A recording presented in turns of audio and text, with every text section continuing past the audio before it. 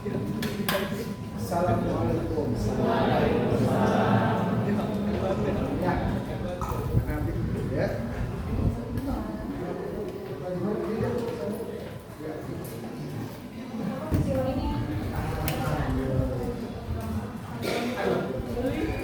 Mungkin sebelum acaranya dimulai, untuk teman-teman yang masih di luar boleh untuk memasuki ruangan dulu dan mengisi bangku yang kosong. Terima kasih.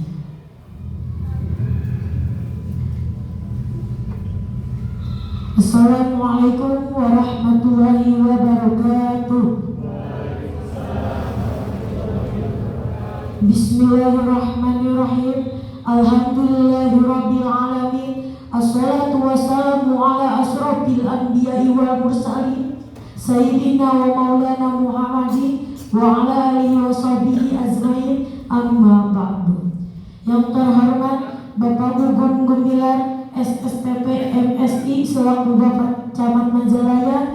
Yang terhormat Bapak Haji Asep Zainal Malik Ibrahim SP SPDI MIP selaku Kepala Desa Neglasari beserta para jajarannya. Yang terhormat Bapak Uhud Pastian ST selaku Ketua Badan Permusyawaratan Desa Neglasari beserta para jajarannya. Yang terhormat Bapak Ibu RW 01 hingga 10 yang tidak bisa saya sebutkan satu persatu. Yang terhormat Bapak Dr. Kandidat Reza Yusardiasa SOS MSOS selaku dosen pembimbing lapangan KKN Unlad Desa Neglasari. Dan yang terhormat Babinsa dan Babin Kamtim Basar ke seluruh tamu undangan yang telah menyampaikan hadir pada kegiatan hari ini. Tidak lupa yang saya banggakan rekan-rekan anggota KKN Unlad kelompok 10 Desa Neglasari yang telah membersamai selama hampir 1 bulan. Ini saya ucapkan terima kasih. Puji syukur kehadirat Allah atas limpah rahmat, taufik serta hidayahnya sehingga pada pagi hari ini kita dapat berkumpul di sini dalam rangka lokakarya akhir selama 1 bulan di Neglasari ini. Sholawat serta salam senantiasa kita curah limpah kepada junjungan kita yakni Kanjeng Nabi Muhammad Sallallahu Alaihi Wasallam serta keluarganya dan para sahabatnya.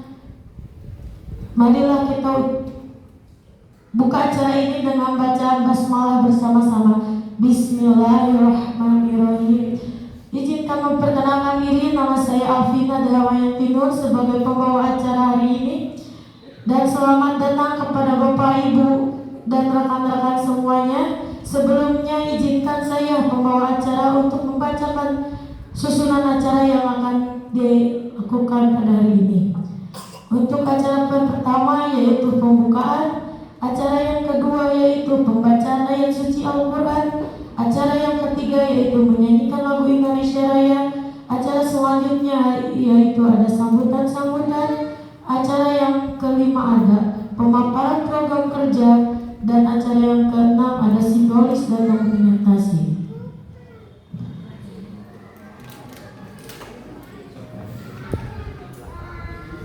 Langsung saja kita beranjak pada acara selanjutnya, yaitu acara pembacaan ayat suci Al-Quran yang dibacakan oleh Saudara Nizar Ahmad Firdaus. Waktu dan tempat saya persilahkan.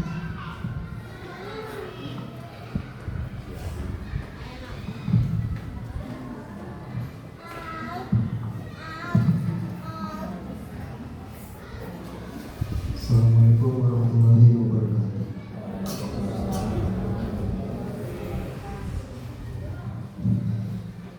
أعوذ بالله من الشيطان الرجيم.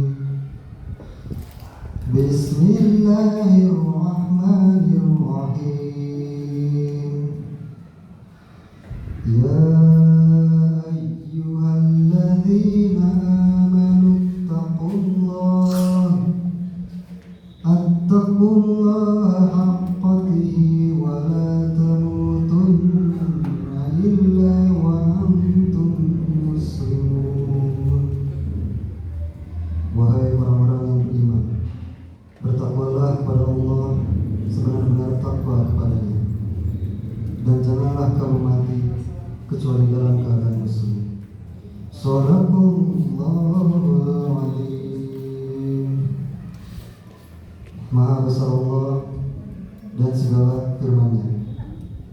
Allah Maha mengetahui, Allah Maha besar. Semoga acara hari ini dapat berjalan dengan lancar. Amin ya Allah ya Rabbal alamin. Assalamualaikum warahmatullahi wabarakatuh. Terima kasih kepada saudara Nizar Ahmad Firdaus yang telah membacakan ayat suci Al-Quran. Semoga memberikan pahala yang melimpah khususnya bagi yang membaca dan umumnya bagi kita semua. Amin. Untuk acara selanjutnya menyanyikan lagu Indonesia Raya. Hadirin dimohon untuk berdiri.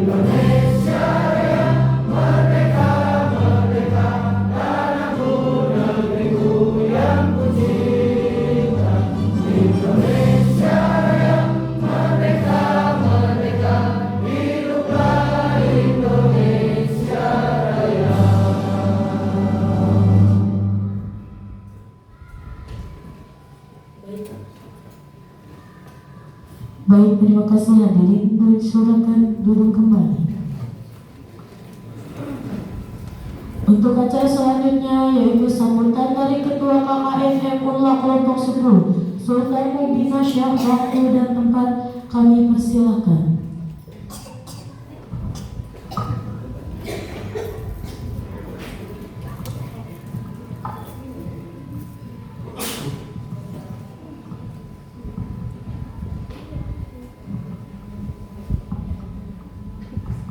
Bismillahirrahmanirrahim. Assalamualaikum warahmatullahi wabarakatuh.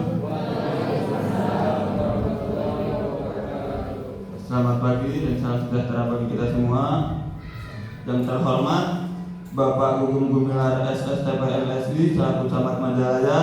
Yang terhormat Bapak Haji Asep Zainal Malik Ibrahim SPSPDI MIP selaku Kepala Desa beserta jajarannya. Yang terhormat Bapak Uhud Bastian ST selaku Ketua Badan Permusyawaratan Desa Neglasari beserta jajarannya. Yang terhormat Bapak dan Ibu RW 1 sampai dengan 10. Dan yang terhormat Bapak Dr. Cahayu Hardiansah Esos selaku dosen pembimbing KKN kami. Dan yang terhormat Babinsa dan Babimas serta seluruh tamu undangan yang telah menyempatkan hadir pada kegiatan hari ini. Pertama-tama, marilah kita panjatkan puji dan syukur kehadirat Allah yang Maha Esa atas rahmat dan karunia-Nya sehingga kita dapat melestarikan program KKN ini dengan baik dan dapat menyelenggarakan acara karya akhir ini. Selama menjalankan program KKN ini, kami banyak belajar tentang kehidupan masyarakat, berbagai permasalahan yang ada, serta pentingnya komunikasi yang efektif dalam menyelesaikan masalah. Pengalaman ini mendorong kami untuk menyelenggarakan seminar efektif reading dan penyuluhan hukum sebagai bentuk implementasi dari ilmu yang telah kami peroleh. Kami berharap melalui acara ini kita dapat berbagi pengalaman dan pengetahuan yang telah kami dapatkan selama KKN.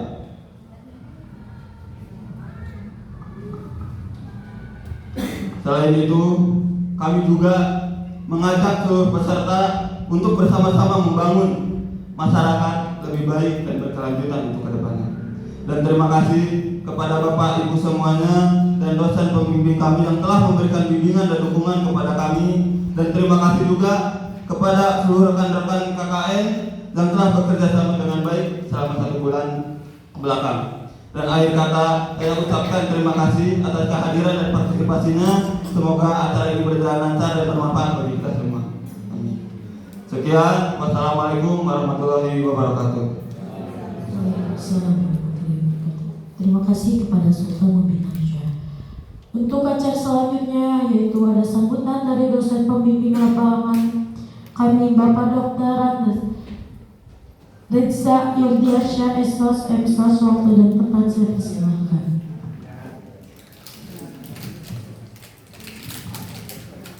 Bismillahirrahmanirrahim. Assalamualaikum warahmatullahi wabarakatuh.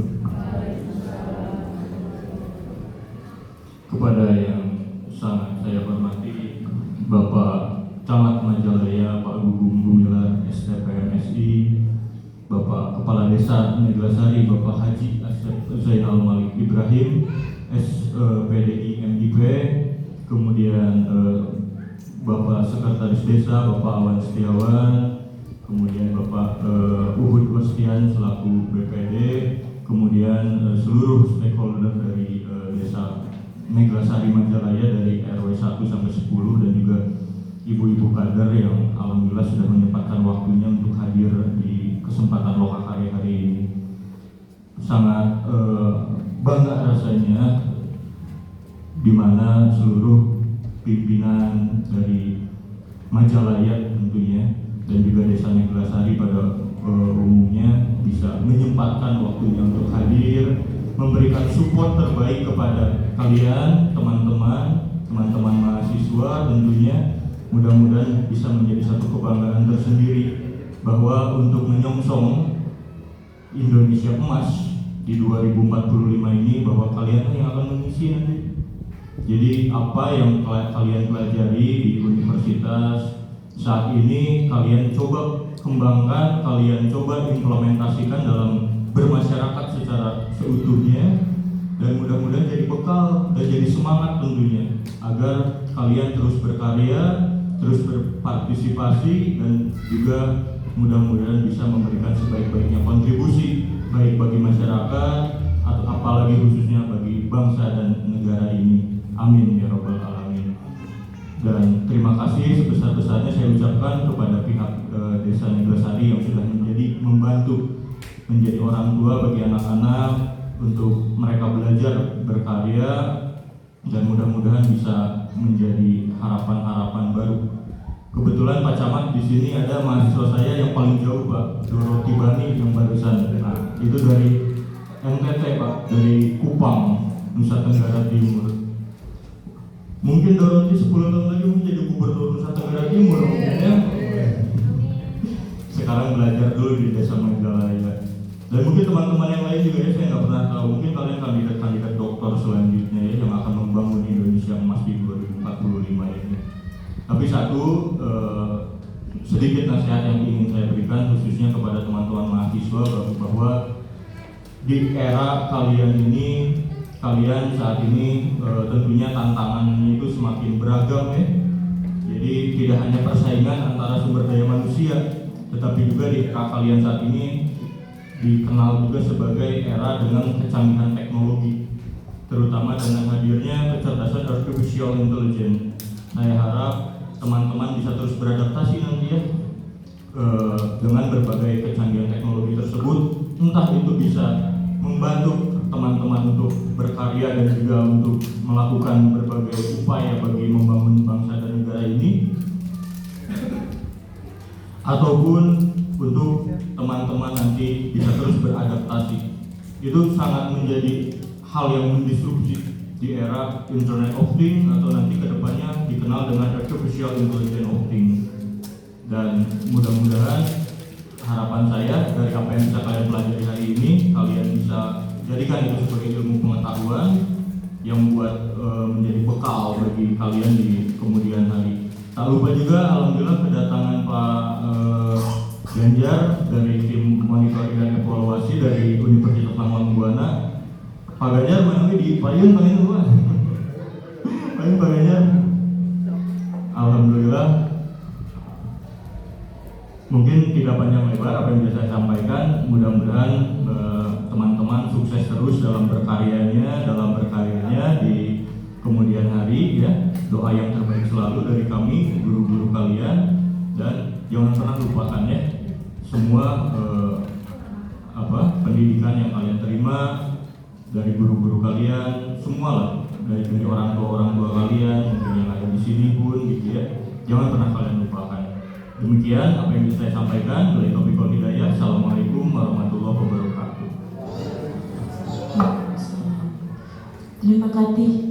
Terima kasih atas sambutannya Bapak Dr.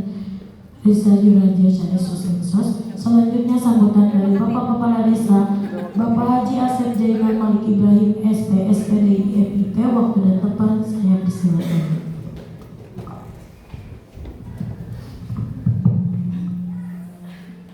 Bismillahirrahmanirrahim. Assalamualaikum warahmatullahi wabarakatuh.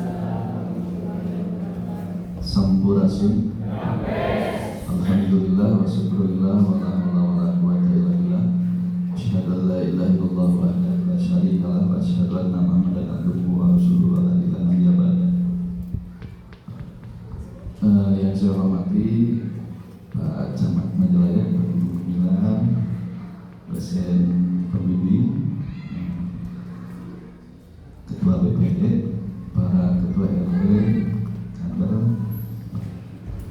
Alhamdulillah di pagi hari ini para mahasiswa KKN dari Universitas Langwang Buana melaksanakan loka karya akhir disertai dengan seminar penyuluhan hukum. Tentunya loka karya akhir ini menandai bahwa para mahasiswa ini sudah di ujung akhir pengabdiannya ya di Desa Neglasari. Tentunya kami berharap dari pemerintahan desa semoga teman-teman KKN semuanya selama 30 hari lebih ya, 30 hari kalian mendapatkan ilmu yang bermanfaat ya di desa kami, pengalaman, mungkin kesan. Nah, untuk kesan yang baik silakan kembali bawa ke kampus. Kesan yang kurang baiknya nanti sampaikan ke kami yang ada di desa supaya memang bisa kita perbaiki. Tentunya hal-hal yang positif mangga dicanangkan kampus untuk jadi cakrawala yang menambah warna ya di hidup kalian. Dan untuk kesan-kesan yang perlu diperbaiki tentunya desa juga sangat terbuka untuk disampaikan. Memang kalau acara pagi agak susah Pak dosen karena pada kerja, pada bertani gitu ya, sebagian kuli lah gitu ya. Karena memang hampir 70% lebih di sini banyaknya buruh tani, buruh pabrik. Tentunya tidak bisa meninggalkan pencarian nafkahnya gitu ya. Tapi tidak mengurangi nilai untuk acara hari ini. Tentunya Pak Camat hadir, Pak Camat, karena memang banyak kegiatan-kegiatan yang memang sangat disupport gitu ya, dengan kehadiran adik-adik KKN dari mulai persiapan di tiap RW, kebersihan, segala macamnya, kegiatan pemberdayaan, bahkan penampilan seni dan budaya yang juga berterima kasih kepada adik-adik mahasiswa KKN yang tentunya kehadiran kalian sangat memberikan nilai buat masyarakat kami di Desa Neglasari. Mungkin itu saja sambutan dari saya. Atur nuhun. Wassalamualaikum warahmatullahi wabarakatuh. Waalaikumsalam warahmatullahi wabarakatuh. Terima kasih atas sambutannya dan Bapak Haji Asep Zainal Malik Ibrahim, SPSPDI MIP. Untuk acara selanjutnya yaitu sambutan dari Bapak Gugum Gumilar SSTP MSI selaku Camat Majalaya. Waktu dan tempat kami persilahkan. Saya buka dengan pantun seperti biasa. Mohon cakepnya, ya. Nah, saya buka dulu kamusnya. Ya. Datang ke Majalaya, jangan lupa mampir ke Neglasari. Desa yang asri, indah dan bersih. Tak terasa sudah sebulan KKN mahasiswa Unla hadir di sini. Ucapan terima kasih atas segala sumbangsih. Assalamualaikum warahmatullahi wabarakatuh. Salam sejahtera, selamat pagi buat kita semuanya. Wilujeng enjing ya, Kak warga masyarakatnya, perwakilan dari masyarakat, Bapak Ibu Sampurasun. Bismillahirrahmanirrahim. Alhamdulillahirrahmanirrahim. Wabihi nasta'in ala umuri dunya wa din. Wassalatu wassalamu ala asrofil anbiya wal mursalin Sayyidina Muhammadin wa ala alihi wa sahbihi ajma'in. Rabbi sholli wa yassir amri wa hudatan min lisani yafqahu qawli. Amma ba'du. Yang kami hormati dosen pembimbing lapangan, yang kami hormati hadir juga dari tim evaluasi dan monitoring dari Universitas Langgan Buana, Wilujeng Sumping. Selamat datang di Desa Neglasari, Kecamatan Majalaya.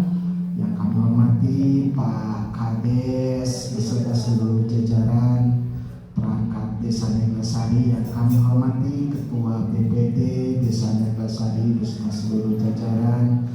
Dan tentu saja yang saya hormati dan saya banggakan rekan-rekan mahasiswa yang sedang melaksanakan kuliah kerja nyata mahasiswa Universitas Langgan Buana kelompok berapa itu? Kelompok 10 ya, yang mendapatkan lokus di Desa Neglasari Kecamatan Majalaya. Bapak Ibu, sadayana kum pangaten kepada semuanya yang hadir di tempat ini, yang mohon maaf tidak bisa saya sebutkan satu persatu. Puji dan syukur tentu saja marilah kita panjatkan kepada Allah Subhanahu wa taala. Alhamdulillah pada hari ini atas segala limpahan rahmat dan karunia-Nya kepada kita semuanya, khususnya nikmat sehat yang diberikan kepada kita sehingga kita bisa berkumpul, bisa bersilaturahmi di aula Desa Neglasari ini dalam keadaan sehat walafiat. Tak lupa salawat serta salam semoga senantiasa tercurah kepada junjungan kita semua, Nabi kita semua, Nabi besar Nabi Muhammad sallallahu alaihi wasallam, kepada para keluarganya, sahabatnya, dan mudah-mudahan kepada kita semua selaku umatnya yang senantiasa patuh dan taat kepada ajarannya sampai akhir zaman. Bapak Ibu dan juga anak-anakku, tadi dalam sambutan Pak dosen pembimbing lapangan sudah disampaikan bahwa benar 5 tahun, 10 tahun, 15 tahun yang akan datang bagaimana tonggak jalannya negara Indonesia itu tentu saja akan berada di pundak, di tangan kalian para mahasiswa ya. Dan sebagai suatu kebanggaan barangkali sebagai bagi Universitas Langgan Buana perlu saya sampaikan Pak dosen bahwa Bapak Bupati Bandung, Bapak Dr. Haji Dadang Supriyatna SIPMSI merupakan salah satu alumni lulusan dari Universitas Langgan Buana.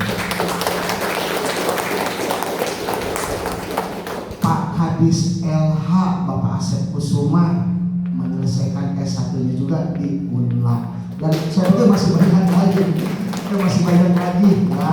Saat ini para pemangku kebijakan di pemerintah Kabupaten Bandung yang dulunya sama seperti adik-adikku semua ya, pernah mengikuti jenjang pendidikan, jenjang perkuliahan di Universitas Lanang Buana. Saya yakin Universitas Lanang Buana sebagai salah satu universitas yang cukup ternama bukan hanya di Jawa Barat, barangkali di seluruh Indonesia. Yakin dengan berbagai kontribusi yang sudah diberikan baik oleh para mahasiswanya, baik oleh para alumninya gitu kan. Oleh karena itu tidak salah tadi Bapak dosen pembimbing lapangan tadi, bagaimana dengan visi Indonesia, yaitu Indonesia Emas di tahun 2045, yang merupakan ini adalah tanggung jawab kita bersama untuk bisa mewujudkan, untuk bisa merealisasikan apa yang menjadi capaian target Indonesia Emas di tahun 2045.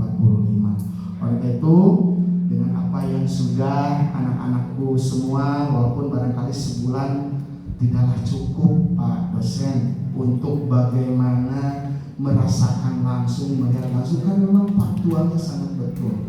Apa yang menjadi dasar kita tidak hanya cukup mendapatkan teori selama di perkuliahan, tapi bagaimana bisa mengimplementasikan, bagaimana bisa melihat secara langsung situasi kondisi dalam masyarakat, dalam kehidupan nyata secara langsung. Dengan kondisi saat ini, apalagi terus terang ya, pasca pandemi COVID ya, yang bagaimana melanda hampir bukan hanya di Indonesia, barangkali belahan dunia. Perlu kami sampaikan Pak dosen dan juga anak-anak semua, Majalaya sebagai salah satu yang cukup terkenal bagaimana sebagai wilayah industri, wilayah penghasil ataupun tekstil yang cukup luar biasa, tetap ya 97 diberi cobaan krisis moneter. Kemarin 2019 sampai 2022 adanya COVID sangat membawa dampak yang luar biasa terhadap pertumbuhan kondisi ekonomi masyarakat yang berada di Kecamatan Majalaya, termasuk barangkali salah satunya bagi warga masyarakat di Desa Neglasari. Karena tadi Pak Kades menyampaikan sebagian besar memang ada yang bertani,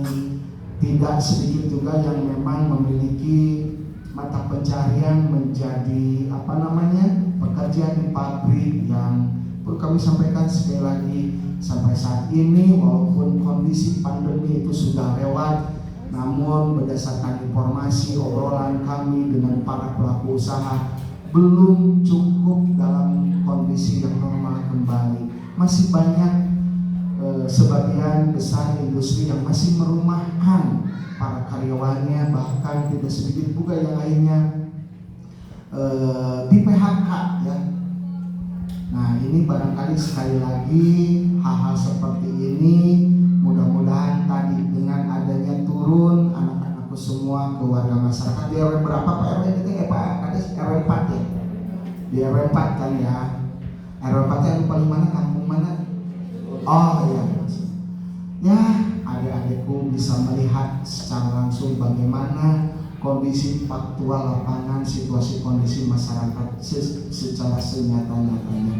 Kami dari pemerintah desa, kecamatan, dan juga pemerintah Kabupaten Bandung tentu senantiasa berusaha hadir di tengah-tengah masyarakat dengan berbagai program kegiatan yang tidak lepas ataupun ujungnya adalah bagaimana kita ingin mensejahterakan masyarakat kita. Sudah banyak program kegiatan yang diluncurkan oleh pemerintah Kabupaten Bandung, termasuk saya yakin bagaimana kebijakan anggaran pemerintah pusat terhadap desa dengan adanya alokasi dana desa, pemerintah kabupaten dengan alokasi dana perimbangan desa. Nah ini yang harus dikuasai oleh adik-adik semua, bahwa pemerintah sudah berusaha bagaimana memusatkan, memfokuskan berbagai program kegiatan pembangunan itu langsung kepada pemerintah desa sebagai garda terdepan dalam pemberian pelayanan kepada masyarakat desa. Hatur nuhun, saya sampaikan bahwa untuk Desa Neglasari dari bagaimana hasil monitoring evaluasi yang kita lakukan sebagai unsur pembina desa kaitan dengan bagaimana implementasi pelaksanaan dana desa, bagaimana pelaksanaan bantuan keuangan, baik itu dari provinsi, dari pemerintah kabupaten, bagaimana implementasi pelaksanaan alokasi dana pengembangan desa. Untuk desa Neglasari saya sampaikan kepada Pak Kades, desa seluruh jajaran, kepada Pak Ketua BPD juga, barangkali selaku unsur lembaga desa yang senantiasa bersama-sama dengan pemerintah desa. Kami menilai bahwa bagaimana berbagai program pelaksanaan desa di desa Neglasari ini sudah berjalan dengan cukup baik dan cukup luar biasa. Tepuk tangan dulu buat Pak Kades. Dan kami juga menyampaikan terima kasih kepada rekan-rekan mahasiswa kemarin di salah satu program unggulan KKN mahasiswa UNLA mengangkat topik masalah stunting. Saya memberikan apresiasi khusus ya, bagaimana ternyata Pak dosen begitu dari rekan-rekan mahasiswa ini istilahnya begitu luar biasa bagaimana mengangkat isu stunting, karena bagaimanapun isu stunting ini sampai saat ini masih menjadi perhatian khusus dari pemerintah pusat, provinsi, kabupaten, kecamatan, dan desa. Jadi pemilihan topik stunting saya pikir ini menjadi penilaian yang luar biasa buat rekan-rekan mahasiswa. Dan dalam artian berarti mahasiswa ini begitu sensitif nih, luar biasa ya. Walaupun untuk desa Neglasari angka prevalensi stunting kita sudah berada di tengah-tengah ya Pak Kades, namun setidaknya mudah-mudahan dengan apa yang sudah dilakukan kemarin ini mengingatkan kembali, memotivasi kembali kita semua bahwa sampai saat ini tadi betul. Karena kenapa isu stunting tadi akan berhubungan juga dengan bagaimana Indonesia emas di tahun 2045 yang salah satunya adalah SDM, sumber daya manusia yang berkualitas. Bagaimana kita bisa menyiapkan, kita bisa mencapai SDM yang berkualitas sementara calon-calon penerus masa depan negara kita tidak kita perhatikan. Anak-anak, balita, ibu hamil itu adalah salah satu aset yang begitu luar biasa bagi bangsa. Oleh karena itu mengapa stunting menjadi sesuatu yang penting di Kabupaten Bandung? Karena berdasarkan data, fakta perlu kami laporkan. Indonesia ataupun pemerintah Republik Indonesia tahun 2024 ini memiliki target bahwa angka prevalensi stunting untuk di Republik Indonesia harus di angka ataupun di poin 14%. Artinya apa? 14% dari total jumlah keseluruhan anak-anak ataupun warga negara Indonesia. Ya nggak apa-apa kalau misalnya masih ada terdeteksi ataupun terkategorikan stunting, tapi jangan lebih dari angka 14%. Kondisi saat ini pemerintah Kabupaten Bandung 2021 angka stunting di 31%. Pak Bupati tetap, karena bagaimanapun apa yang menjadi target capaian pemerintah Republik Indonesia tentu harus disupport, harus didukung, karena angka di pusat tentu merupakan angka kompilasi ataupun kumpulan dari semua angka stunting yang ada di provinsi dan juga di kabupaten kota yang ada di Indonesia. Oleh karena itu Pak Bupati menargetkan bagaimana kita ikut mensupport pencapaian target stunting 14% Republik Indonesia dengan berusaha semaksimal mungkin dengan berbagai program kegiatan untuk kita turut serta di angka stunting. 2023 tercatat angka stunting Kabupaten Bandung masih di angka 29, cukup tinggi. Oleh karena itu terima kasih atas kehadiran rekan-rekan mahasiswa UNLA yang kemarin mengangkat topik isu stunting. Mudah-mudahan ini menjadi pelecut semangat bagi kita semua bahwa berbicara stunting, berbicara kesehatan bukan hanya tanggung jawab puskesmas, bukan hanya menjadi tanggung jawab para ibu bidan, tapi tanggung jawab kita semua, tanggung jawab seluruh elemen masyarakat, bahwa kita harus bersama-sama turut memikirkan bagaimana kita dalam rangka upaya meningkatkan derajat kehidupan kesehatan masyarakat yang ada di kita. Sekali lagi terima kasih, dan tentu saja atas nama pemerintah Kecamatan Majalaya saya mengucapkan terima kasih kepada Sivitas Akademika Universitas Salam Buana yang sudah mempercayakan lokus KKN mahasiswa UNLA, salah satunya yaitu di Desa Neglasari, Kecamatan Majalaya. Perlu kami sampaikan, Pak dosen mau disampaikan ke pihak universitas bahwa Majalaya bukan hanya Desa Neglasari, Desa Majalaya, Kecamatan Majalaya terdiri dari 11 desa. Saya berharap untuk ke depan, mudah-mudahan untuk tahun-tahun berikutnya mahasiswa ataupun KKN mahasiswa UNLA bisa dilaksanakan serentak di 11 desa yang ada di Kecamatan Majalaya.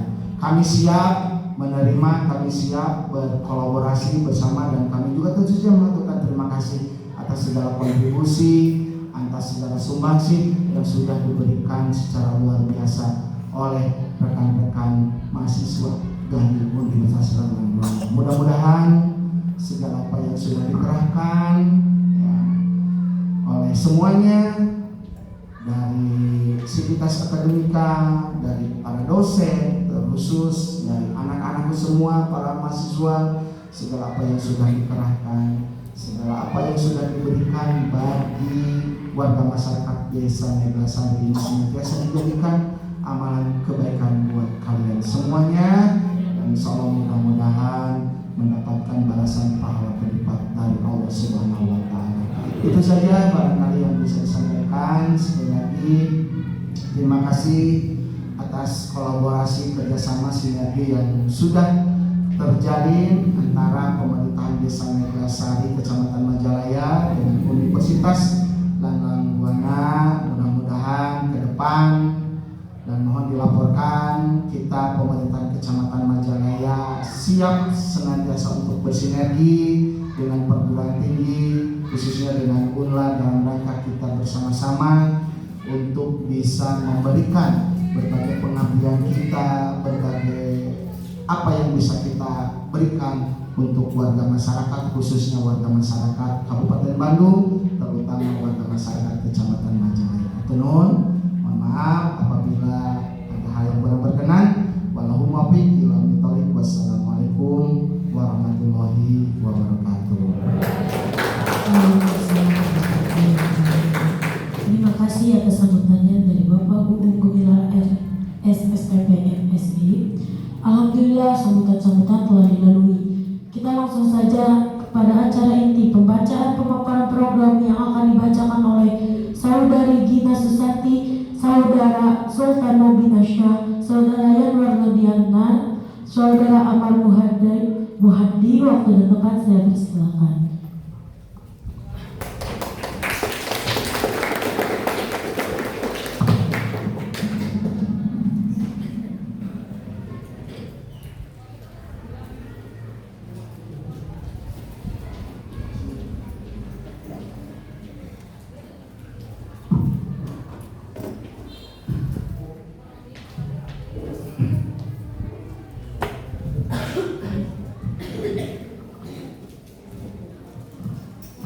Assalamualaikum warahmatullahi wabarakatuh.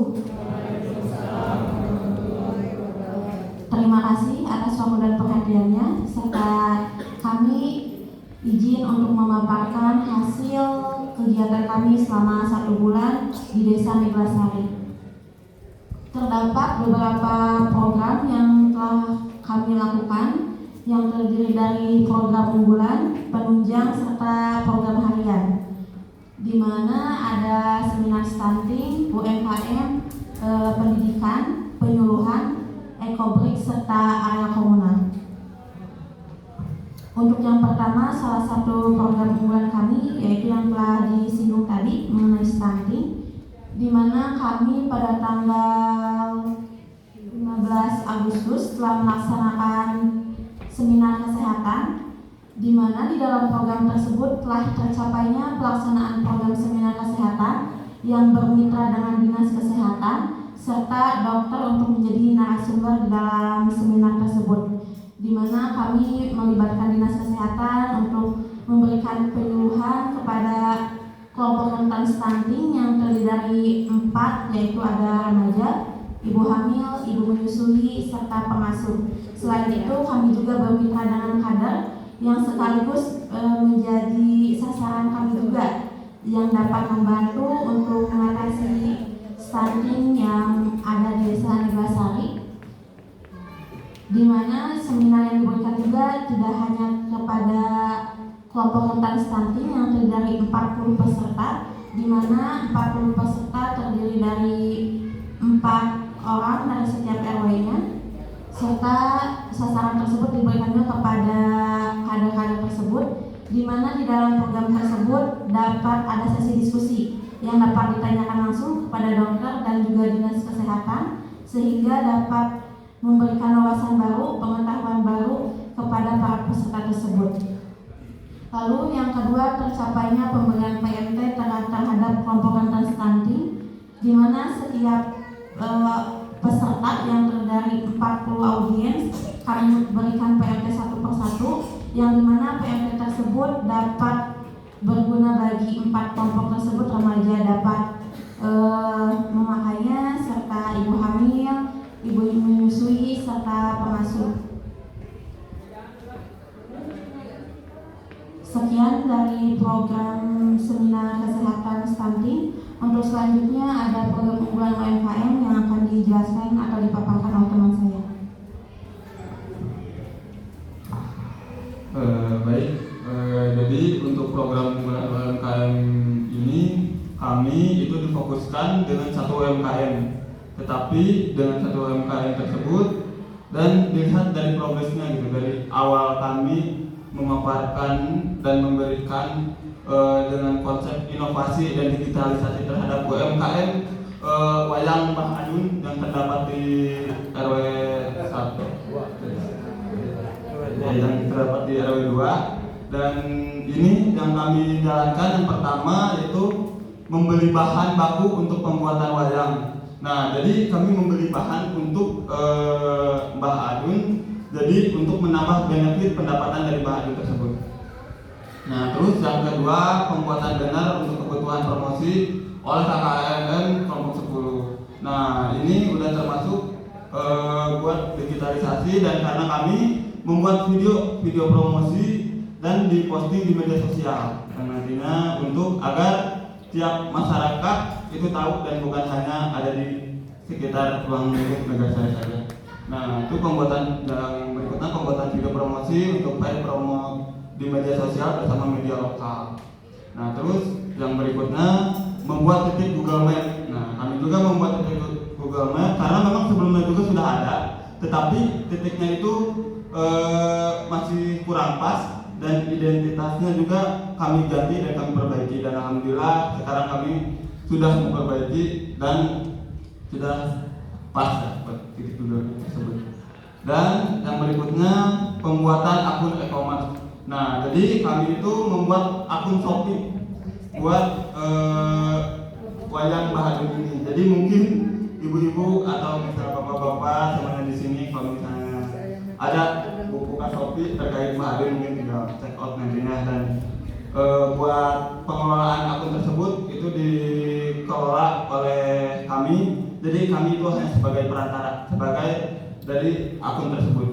Mungkin sekian buat program unggulan UMKM dari kami, dan akan dilanjutkan oleh program HDP pendidikan.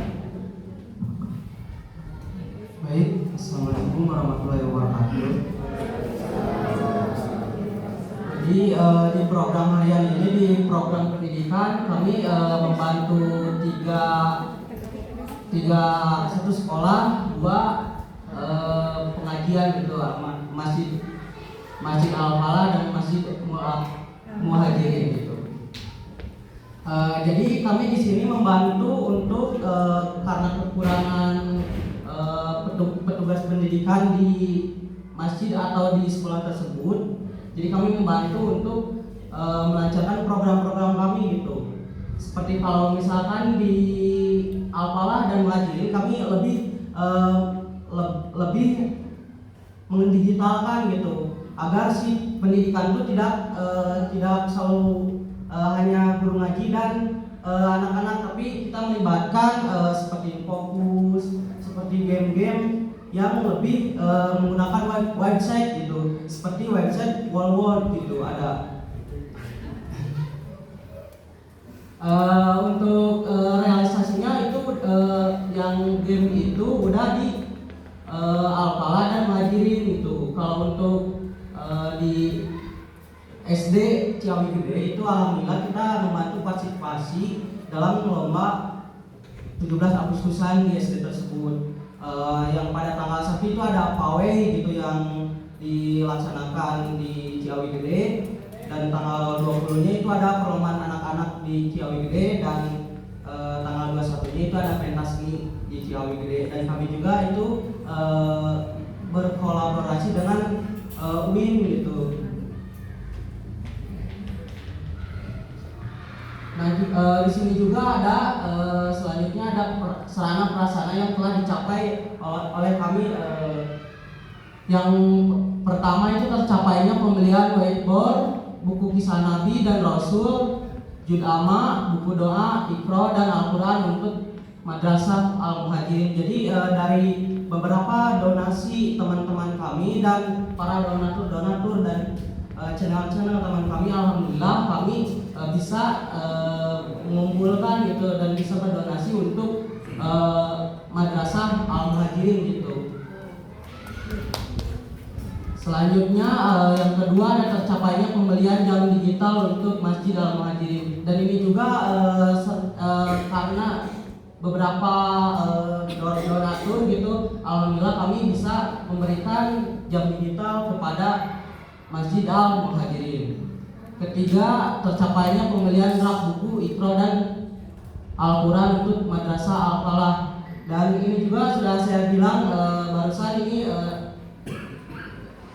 lebih dari donatur gitu untuk Madrasah Al-Falah. Yang keempat, memberikan bibit tanaman pucuk merah. Jadi di sini kami mengajukan proposal kepada Dinas SPTH yang ada di Jatinangor, Dinas Kehutanan. Kami meminta bibit tanaman pucuk merah untuk dialokasikan di SDN Ciawi Gede.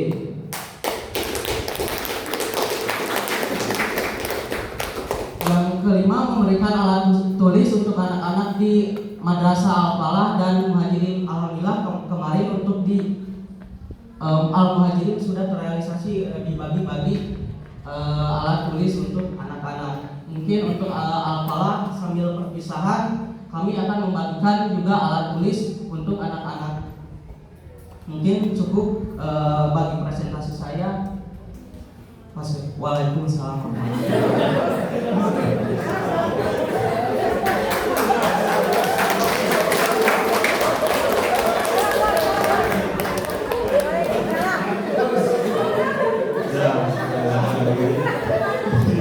Masih pagi ya, nah mungkin buat selanjutnya di sini ada salah satu program unggulan kami juga, yaitu tentang ekobrik dan area komunal yang berikutnya yang berkaitan dengan desa wisata yang akan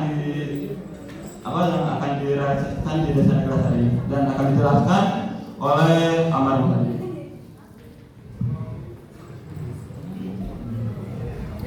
Assalamualaikum warahmatullahi wabarakatuh. Perkenalkan, nama saya Ahmad Mahdi. Kebetulan saya dari prodi arsitektur.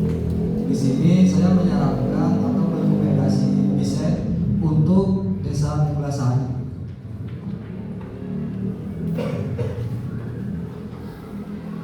Untuk desain yang di sini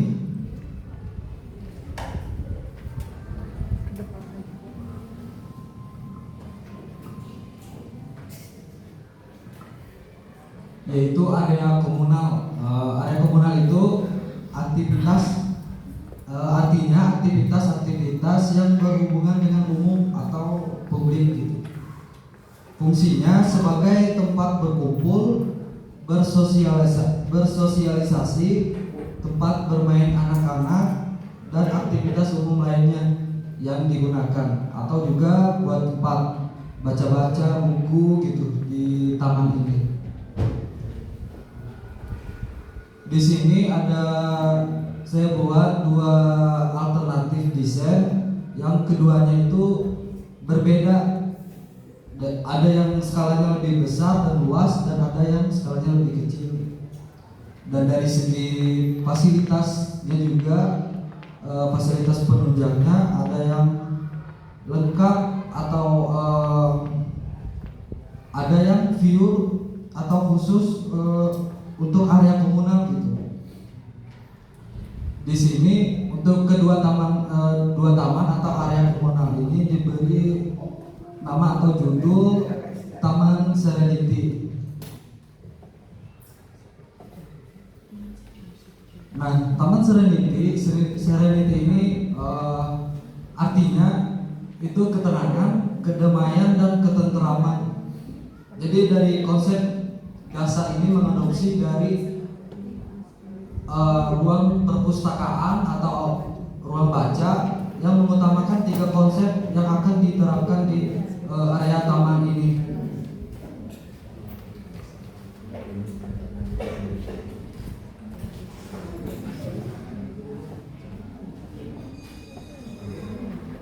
Nah, untuk yang pertama ini yang pertama itu menggunakan konsep taman tropis. Taman tropis itu desain yang natural menyerupai hutan tropis, dan jenis tanamannya juga itu pilih-pilih juga gitu, menyesuaikan dengan iklim tropis itu sendiri. Nah, selain itu membuat taman semakin berwarna. Nah, itu ada gambarannya juga, bapak-bapak, ibu-ibu bisa dilihat. Dan ada juga tempat buat sirkulasi, buat tempat kita yang kerikil, batu-batu kerikil gitu, yang buat kita jalan tuh biasanya untuk obat rematik gitu. Izin, saya tinggal dulu sama bapak ya. Ada makan desa dengan lain ya. Anak-anaknya semuanya ada agenda lain. Ada yang lain, terima kasih. Oh, ya siap. Maaf, saya bisa sampai selesai ini atau karena sudah ditebakkan siapa ya? Oke, atur nomor. Aduh, maaf kalian dari saya tidak bisa memberikan apa ini. Aduh.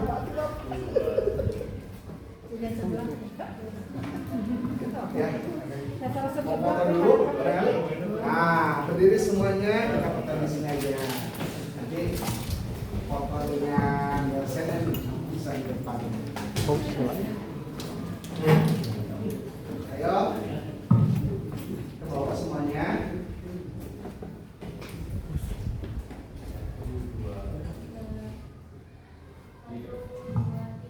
Boleh tangan di kepala, semangat. Punya yaya nggak anak-anak mahasiswa? Kakaknya juga tadi saya. Ya, siap. Nanti saya izin menambahkan ya, setelah anak-anak, setelah mahasiswa, saya bilang Kecamatan Majalaya mohon bangkit. Nah, terus Kabupaten Bandung kita sesuai visi misi bedas ya, bedas itu bangkit, edukatif, dinamis, agama sejahtera. Nanti pada saat Kabupaten Bandung bedas 3 kali, bedas dan terakhir ya. Ya, mahasiswa dulu yang teriak ya, yang kencang ya. Apa? Jaya, jaya, jaya, jaya, jaya. Kakaknya Niklas Ari. Jaya, jaya, jaya. Kecamatan Majalaya. Bangkit. Kabupaten Bandung. Bedas, bedas, bedas, bedas.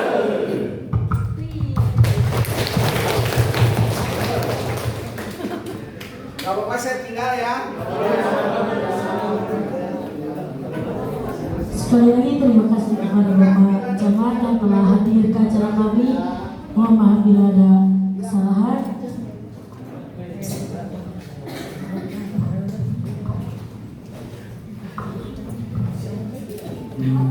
Lanjut ya Bapak Ibu. Nah, yang untuk yang desain area komunal yang pertama ini itu ada lengkap untuk fasilitas penunjangnya. ini sekali lagi buat merekomendasi desain buat desain Neglasarinya Bapak Ibu.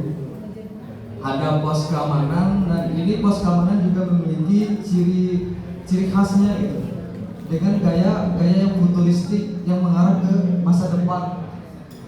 Dari desain pos satpam, kemudian ada juga buat toilet umum dan dipisah untuk toilet yang pria dan yang perempuannya.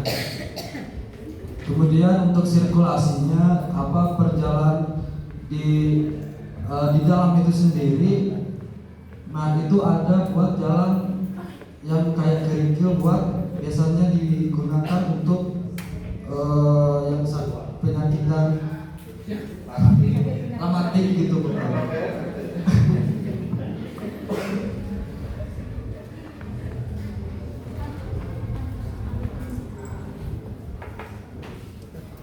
Nah, kemudian ini yang buat skalanya yang lebih kecil daripada yang tadi. Jadi ini tuh memang view atau khusus buat area komunal sendiri. Ini dengan konsep didesain dengan konsep taman tematik. Nah, desain taman tematik ini biasanya dibuat berdasarkan bentuk sebuah wilayah atau kondisi tapak atau lahan yang akan dibuat taman, dan bentuknya juga atau bentuknya desain itu juga berbeda-beda dan tidak harus lingkaran gitu. Ada juga yang trapesium atau persegi gitu. Menyesuaikan dengan tempat atau yang akan dijadikan taman itu. Ini taman tematik ini tujuannya untuk menimbulkan kesan yang selaras dan serasi, makanya harus kayak menyesuaikan dengan tempat atau yang akan dijadikan taman itu sendiri gitu. Ini biasanya di perempatan ya, di simpang-simpang gitu, ataupun di tengah-tengah desa juga bisa. Nah, ini sebenarnya gambaran dari saya aja sih Bapak Ibu buat taman bunganya gitu.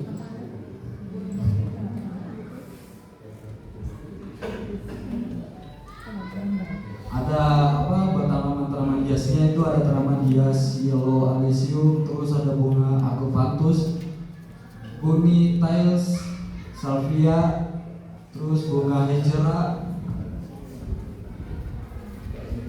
Nah, paling gitu aja sih. Kemudian berikutnya itu ada dari yang desain yang tadi, salah satu yang terrealisasikan oleh kita gitu, yaitu adalah kujang dengan menggunakan konsep eco-brick. Eco-brick itu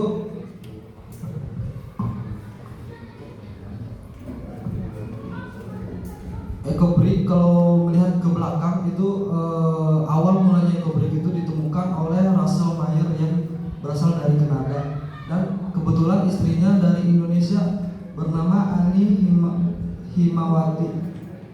Eco-brick ini Bapak Ibu sering disebut sebagai bata ramah lingkungan atau bata kayak dinding.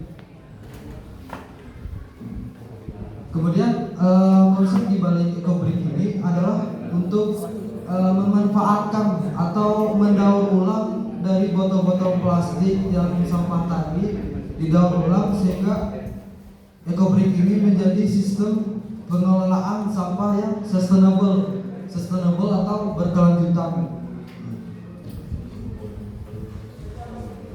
Jadi bisa dimanfaatkan. Kemudian untuk dan Bapak Ibu bisa melihat, dan ini adalah yang kita dari yang konsep eco-brick menjadi sebuah bentuk kujang gitu. Kenapa harus kujang? Karena kujang ini adalah salah satu identitas dari Jawa Barat gitu.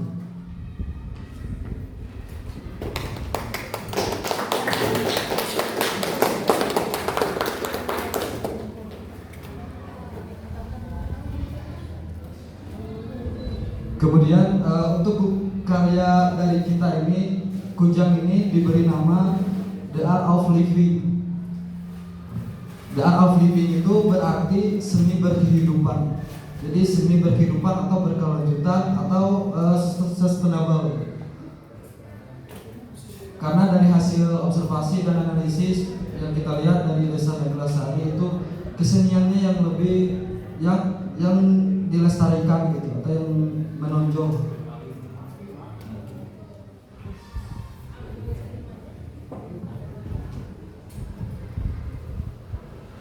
Oh ya, bisa dibantu teman-teman.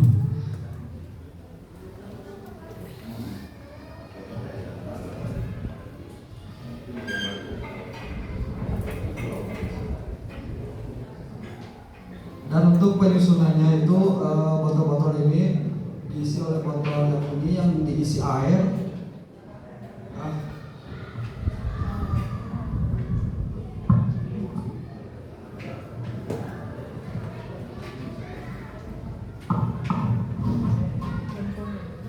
Nah seperti ini bapak-bapak, ibu-ibu, dan ini sampai ke atasnya diisi air nantinya dengan botol yang sama gitu. Buat dari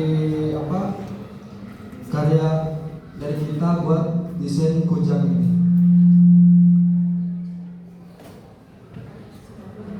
Paling itu buat yang eco-breed. Kemudian yang buat agrowisata, bapak-bapak, ibu-ibu, itu kan masih di dalam proses, sebenarnya baru sketsa kasarnya doang gitu bapak. Karena lumayan luas juga, itu 1 hektar gitu lumayan, dan itu kayaknya membutuhkan beberapa tema dan beberapa konsep juga kayaknya. Soalnya ada pertanian juga kan yang dibilang bapak kemarin, ada camping ground dan yang lain-lain. Kemudian untuk peta dari buat titik koordinat atau ini Google Map itu tuh baru manual dari kita bapak-bapak, ibu-ibu, belum digitalkan gitu. Paling yang sudah fit itu kujang sama area komunal ini. Paling itu, sekian dari saya, terima kasih. Assalamualaikum warahmatullahi wabarakatuh.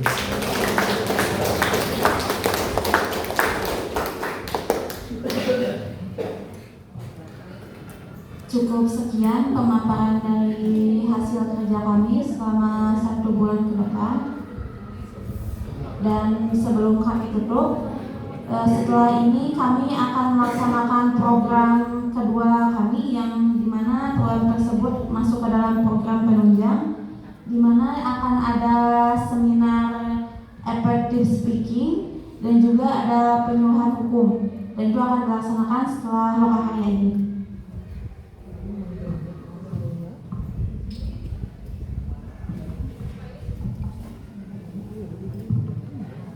Baik, jadi setelah pemaparan program kami terkait program unggulan, program penunjang dan ekobrik dan konsep area komunal, dan mudah-mudahan apa yang kami kerjakan di sini bisa bermanfaat dan berkah bagi semua ibu bapak di sini. Mungkin sebelum kita lanjut ke acara seminar dan penyuluhan hukum, mungkin kami ada penyerahan konsep dari area komunal tadi pada bapak-bapak.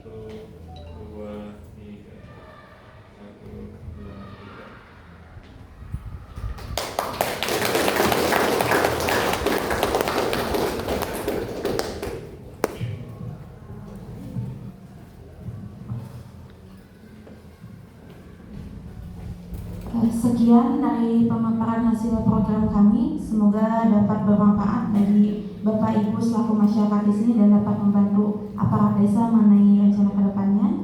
Terima kasih atas waktu dan perhatiannya. Wassalamualaikum warahmatullahi wabarakatuh.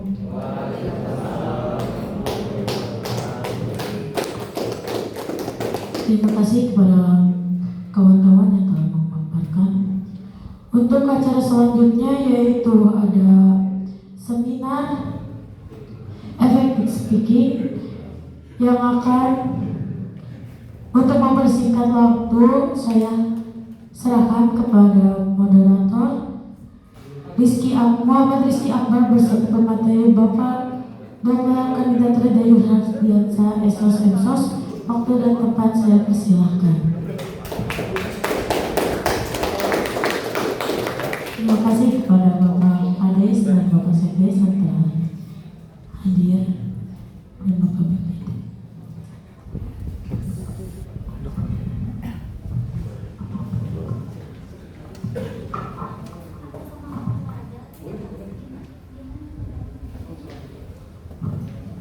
Assalamualaikum warahmatullahi wabarakatuh.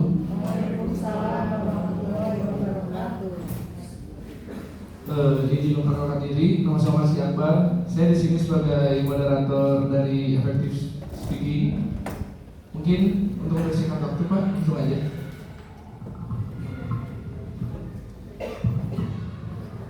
Ya, bismillahirrahmanirrahim. Assalamualaikum warahmatullahi wabarakatuh. Alhamdulillahirabbil alamin, Ar-Rahmanir-Rahim, asyhadu an la ilaha illallah, asyhadu anna Muhammadar Rasulullah, Allahumma shalli ala Muhammad wa ala ali Muhammad kama barakta. Ya, jadi Bapak Ibu, ini tuh barangkali keinginan dari anak-anak, barangkali ada upami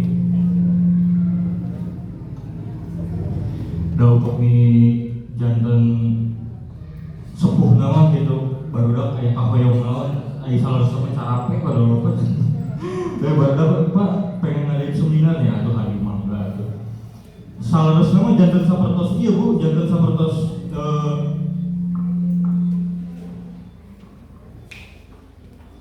jadi sapertos katempuhan buntut maung. Karena sebelumnya itu memang saya yang mendorong anak-anak, ayo silakan kalian berkarya lah gitu kan, ayo kalian apa yang bisa kalian tuangkan di sini kalian tuangkan. Dan pada akhirnya kata-kata saya itu pun berbalik ke saya, Pak bantuin atau Pak jangan buat ya mangga gitu Pak. Tapi mudah-mudahan dalam kegiatan seminar kali ini tentu ada beberapa tema yang coba diangkat, yaitu karena di desa Neglasari ini salah satu isu yang akan diangkatnya adalah mengenai desa wisata barangkali ke depannya. Jadi bagaimana effective speaking ini akan mendukung untuk pengembangan dan kemajuan desa wisata desa Neglasari. Walaupun sebetulnya saya lihat itu hanya modus anak-anak aja Bu sebetulnya. Karena sebetulnya kayaknya mereka yang pengen pelatihan tuh. Dengan saya tanya juga udah pernah pelatihan? Belum, katanya pantas atau gitu. Jadi barangkali yang butuh ilmu pengetahuan ini silakan teman-teman mahasiswa simak baik-baik ya, buat bekal kalian juga. Karena boleh jadi ide, gagasan, dan tawaran yang kita inginkan itu mungkin sangat bagus Kang Kibar, tapi karena tidak bisa mengkomunikasikannya, bisa jadi kan efeknya mungkin biasa aja. Padahal mungkin ide, gagasan, ataupun kreativitas yang kita ajukan itu sesuatu hal yang punya nilai insight yang luar biasa. Maka dibutuhkan bagaimana cara kita bisa berkomunikasi secara efektif. Apa sih komunikasi efektif? Komunikasi efektif itu kurang lebih adalah bagaimana kita menyampaikan informasi agar informasi itu dapat diterima dengan baik oleh khalayak atau oleh audiens yang ingin kita sampaikan informasi tersebut. Atau bagi ibu-ibu kader mungkin seperti di sini kan banyak ibu-ibu kader yang dari kesehatan mungkin Bu ya, posyandu. Itu kan tentu kita kenal dalam konteks kesehatan ada istilahnya dalam promosi kesehatan. Promosi itu ada konteks promotif, kuratif, promotif, rehabilitatif dan sebagainya. Preventif, promotif, kuratif, rehabilitatif. Nah itu kan butuh komunikasi bagaimana kita bisa menawarkan satu program, contohnya yang kemarin itu program stunting bagaimana untuk meningkatkan kesadaran masyarakat atas isu atau mungkin bagaimana memberikan solusi. Itu kan butuh kita bisa mengkomunikasikannya dengan sangat baik, atau mungkin Pak RW barangkali kan butuh bagaimana kita bisa berkomunikasi secara efektif kepada warga. Barangkali ada hal-hal yang perlu disosialisasikan atau mungkin dimusyawarahkan bagaimana agar terjalin semua itu gitu ya, sehingga mudah-mudahan dari apa yang bisa sedikit pemaparan yang bisa disampaikan ini teman-teman juga bisa mengambil insight-nya gitu ya. Walaupun PPT saya itu sebetulnya saya juga nggak sempat bikin PPT itu ya. Jadi mari kita buka dengan dengan ngadongeng. Sepertinya bakal jadi ngadongeng karena kalau melihat jam sakit atau sakit sehingga pas tara runduh duka atau sarapan duka kaca kayak mahasiswa teh Bu bilik muhun bilik kaca kan tas kita itu tas ningali kapang kerja itu sih mah tas saya aja. Karena yang saya lihat teman-teman mahasiswa juga di sini program unggulan selain yang tadi mereka sampaikan, ternyata program unggulan utama kalian itu adalah pemberdayaan UMKM ternyata. Ya kan, cara-caranya tahu sarbut deh. Alhamdulillah. Tapi benar itu konteks nyata yang kalian tuangkan itu salah satunya itu ya, dan memang benar-benar menjadi salah satu program unggulan kalian teman-teman mahasiswa ya. Oke, kita lanjut.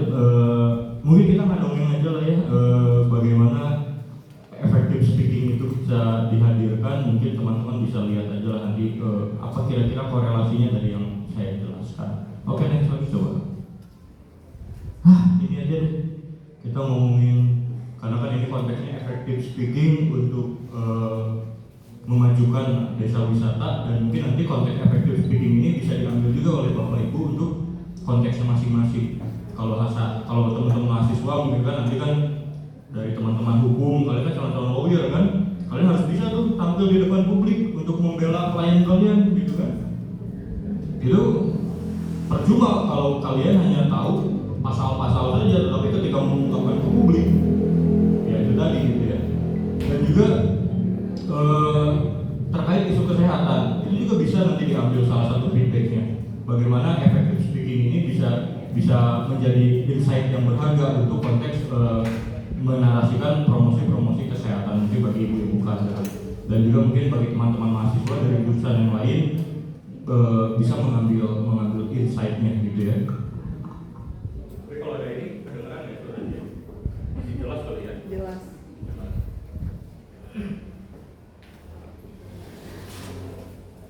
Pertama, dalam effective speaking yang harus teman-teman ketahui itu bahwa kita harus melihat siapa audiens kita. Audiens kita itu tentu itu yang menjadi dasar dari apa yang akan kita coba komunikasikan, gitu kan?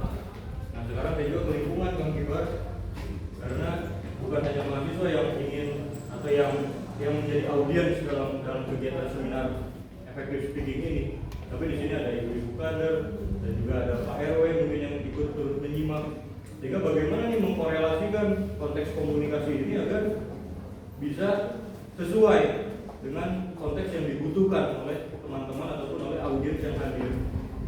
Yang kedua, kita bisa memperhatikan faktor noise. Faktor noise itu apa? Pertama, kira-kira gangguan-gangguan apa saja yang mungkin muncul ketika kita berkomunikasi. Salah satunya tadi tes 1 2 ada suara mendengung. Itu merupakan salah satu noise, dimana kalau teman-teman nanti ingin menjadi seorang public speaker, itu adalah hal detail yang harus kalian perhatikan, karena hal semacam itu bisa mengganggu berjalannya komunikasi yang kalian sampaikan, gitu kan? Tes. Termasuk hal yang paling simpel adalah menggunakan mic seperti ini. Nah, ini noise. Berarti setelah kita tahu jarak noise itu ada di mana, contoh noise ada di sini. Tes. Ya tadi, pokoknya ketika kalian, nah, di sini ada noise, ada mendengung. teman-teman bisa pindah, cari jarak aman di mana noise itu tidak muncul. Yang kedua, salah satunya, biasanya yang paling banyak sekali dalam konteks public speaking itu ketika jarak antara kita dan sumber mikrofon. Kalau terlalu dekat, jelas nggak suaranya? Enggak. Kalau terlalu jauh, pokoknya suaranya kecil. Teman-teman jadi pada hari ini biasa ngejelasnya kecil. Nggak jelas juga kan?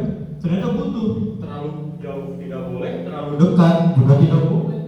Nah itu pemilihan hal seperti ini itu menjadi hal yang penting dalam konteks public speaking gitu. Selain mengenal audiens tentunya ya. Jadi yang pertama mengenal audiens, dan yang kedua adalah memahami konteks yang ada di sekitar kita ini ya. Mulai dari kira-kira apa yang bisa mengganggu, kenapa saya tutup pintu ini. Tentu ini dalam konteks public speaking, karena dikhawatirkan ada suara dari luar yang mengganggu ke dalam, yang bisa mengurangi atau bisa mengganggu konteks komunikasi yang kita sampaikan, atau termasuk pintu yang belakang itu pun bisa menjadi perhatian. Barangkali nanti dikhawatirkan ada anak-anak SD baru pulang sekolah, bisa mengganggu berjalannya acara, itu kita perhatikan. Dan yang kedua adalah interaksi dengan audiens. Interaksi dengan audiens berarti kita berbicara tidak hanya sendiri di sini. Kita tidak berbicara hanya dengan materi yang kita sampaikan, tapi bagaimana public speaking itu berbicara tentang bagaimana kita itu memiliki interaksi dengan audiens yang ada di sekitar kita. Karena biar bagaimanapun, nah sekarang salah satunya kenapa saya mematikan mic ini? Karena dirasa ketika mic ini tes, ini bisa dirasa bisa lebih efektif karena suasananya lebih kondusif, karena jumlah peserta yang hadir di bawah 50, sehingga tanpa mic itu bisa kita lakukan. Selama suara saya tetap bisa menjangkau teman-teman di belakang, kedengeran kan? Iya. Di sini. Daripada pakai mic ini bisa menggema ke sana ke sini. Tapi beda cerita kalau di sini suasananya tidak kondusif. Di sana ngobrol, di sana, itu diperlukan. Mic ini untuk membantu, mendukung. Kemudian tadinya saya mau ngobrolin konteks wisata, tapi karena tadi ada teman kita yang presentasi, saya jadi tertarik juga untuk mengulas ya. Pertama, nervous. Kendalikan nervous Anda itu, teman-teman, ketika kalian sedang berbicara di depan publik yang harusnya. Demikian kami tutup presentasi kami dari Topik Budaya. Assalamualaikum warahmatullahi wabarakatuh. Waalaikumsalam. Pokoknya ada di balik itu nggak apa-apa kan, nervous kayak gitu. Ayo budaknya tahu langsung aja gitu. Ya gitu ya. Itu nervous. Kemudian tadi ketika menjelaskan materi itu sangat keren Pak Bu sebetulnya. Sekarang bukan ini, kita bandingkan antara ketika presentasi dihadirkan tanpa effective speaking dan ketika presentasi itu dihadirkan dengan public speaking ya. Kita ngomongin konsep EcoBrick tadi ya. Kebetulan masih ada Bapak Ibu yang hadir di sini. Jadi EcoBrick merupakan salah satu program sustainability. Apa itu sustainability? Program yang berkelanjutan. Karena Desa Neglasari ini akan menjadi desa yang kedepannya diharapkan menjadi desa wisata untuk membantu mendukung ekonomi masyarakat, sehingga mendorong ekonomi masyarakat menjadi lebih baik, sehingga mahasiswa mendesain konteks EcoBrick ini untuk menjadi salah satu ikon pariwisata Desa Majalaya. Kenapa menjadi ikon? Karena ikon ini tidak hanya sebatas simbol kujang yang identik dengan masyarakat Sunda saja, tapi di sini Desa Neglasari yang bekerja sama dengan Universitas Mangkunegaran Buana bisa memberikan edukasi secara nyata kepada masyarakat, di mana bahwa desa ini sudah berhasil mengolah sampah menjadi sesuatu hal yang lebih produktif. Jadi wisata ke depan itu tidak hanya wisata yang berbasis pemandangan alam aja, tapi ada nilai-nilai edukasi yang bisa ditanamkan, yaitu ternyata sampah pun bisa dikelola menjadi suatu karya seni dan menjadi suatu ikon yang luar biasa. Dan mengapa membuat ikon semacam ini? Karena ikon ini pun bisa membantu untuk menjadi logo dan branding dari desa wisata. Atau anak-anak sekarang itu mereka lebih tertarik dengan spot-spot yang instagramable, yang ketika mereka foto itu ya banyak mendapatkan atensi di Instagram gitu kan. Ini salah satunya EcoBrik. Maka program yang ditawarkan oleh mahasiswa KKN Unla itu salah satunya adalah program berkelanjutan melalui konsep EcoBrik tadi, atau pengolahan daur ulang sampah menjadi sesuatu yang lebih bermanfaat. Nah itu kan beda tuh ketika kita menyampaikan dengan konteks public speaking, ya.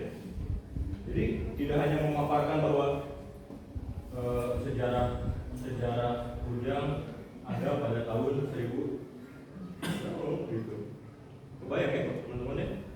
Jadi salah satu efektif dalam speaking adalah kalian menguasai topik yang kalian bicarakan dan kalian memahami substansi dari apa yang ingin kalian sampaikan. Termasuk dalam konteks kesehatan ternyata Bu. Dalam konteks kesehatan kemarin ketika Pak Tauhid walaupun Banyol ibunya Pak Tauhid kemarin, tapi mudah-mudahan. Tapi di balik Banyolnya itu ternyata itu adalah strategi psikologi. Untuk apa? Agar audiens itu tidak ngantuk. Karena jamnya udah jam rawan, belum makan, ya mahasiswa dalam keterbatasan dana juga tidak bisa memberikan prasmanan, sehingga ya tekniknya ya dibikin bobodoran pada akhirnya gitu. Walaupun banyak sekali Pak Tauhid itu menyampaikan informasi-informasi yang berharga. Salah satunya, saya masih ingat sekali. Pertama, wortel. Ternyata wortel itu kalau di jus efek nutrisinya itu kurang relevan. Karena apa? Vitamin A itu bukan vitamin yang yang larut dalam air, tapi dalam minyak. Sehingga kalau bisa katanya tetesin minyak sedikit katanya. Dan untuk mengatasi stunting, saya terbayang kalau Pak Tauhid, saya tahu sendiri, saya tahu betul bukan kebetulan saya juga masih bagian dari tim kedokteran bersama Pak Tauhid. Beliau juga relasi saya kebetulan. Itu kalau pakai seminar, kalau pakai presentasi PPT ya, umpamanya ada DHA, omega 3 atau asam folat, asam amino, vitamin A, vitamin B1, B2, B3, B4, B kompleks. Mungkin teman-teman atau ibu-ibu anu ningalikeun oge udah munsi gitu. Padahal kalau saya pun dengan teknik public speaking seperti ini, saya juga walaupun saya bukan berasal dari medis, tapi saya punya sertifikasi medis. Jadi hal-hal sederhana bisa saya sampaikan sebetulnya terkait medis. Contoh, dalam proses tumbuh kembang anak atau janin di rahim seorang ibu ya. Dalam trimester pertama kehamilan, ada salah satu nutrisi yang sangat dibutuhkan untuk perkembangan otaknya. Yaitu salah satunya adalah asam folat, bukan asam sulfat. Asam folat. Asam folat itu bisa didapatkan dari mana? Salah satunya ternyata alpukat. Kemudian susu umpamanya dan lain sebagainya ya. Itu banyak sekali. Nah, dari yang Pak Tauhid kemarin sampaikan, ternyata jawaban itu ada di sekeliling kita ternyata. Dengan guyon-guyonnya ya tentunya itu yang kemarin disampaikan. Ternyata nggak perlu jauh-jauh dan nggak perlu menggunakan berbagai tabel yang bikin kita pusing gitu. Ternyata jawabannya itu hanya dari lele yang kita breeding di kolam kita, tapi masaknya mungkin itu yang lebih diatur sehingga omega 3 dan DHA yang ada dalam kandungan nutrisi ikan bisa terserap dengan baik. Makan kepalanya kayak bagus. Ternyata gitu. Sesederhana itu jawabannya ternyata tidak serumit yang ya kalau kita berbicara konteks biologi molekuler, saya bisa sampaikan betapa jelimetnya tubuh manusia ini. Bahkan sekarang saya tambahkan lah salah satunya saja, yaitu kolesterol. Kolesterol bahaya atau enggak? Bahaya. Benar, bahaya. Itu yang bahaya. Teman-teman mahasiswa aja. Bahaya itu yang merasa bahaya kolesterol. Kolesterol itu berasal dari mana? Awalnya minyak, ya kan? Tapi pertanyaannya, apakah tubuh kita butuh minyak? Butuh. Ternyata persendian kita ini bisa lumas karena ada apa? Di oli yang ada minyak kan? Nah, ini ada minyak kan? Sama kayak motor teman-teman sok dari oli sampingan atau dari olian, keganti oli, ceket gitu. Ceket. Badan manusia juga gitu ternyata. Ternyata kolesterol itu penting bagi tubuh, tapi dalam ukuran tertentu. Kalau tidak ada kolesterol, bisa jadi asam urat nantinya, karena kekurangan suplai pelumas gitu ya. Itu salah satunya. Maka ini kan perlu dikomunikasikan. Bagaimana kita mengkomunikasikan secara efektif bahwa kolesterol itu tetap dibutuhkan, tapi di satu sisi kolesterol pun berbahaya apabila tidak dibatasi.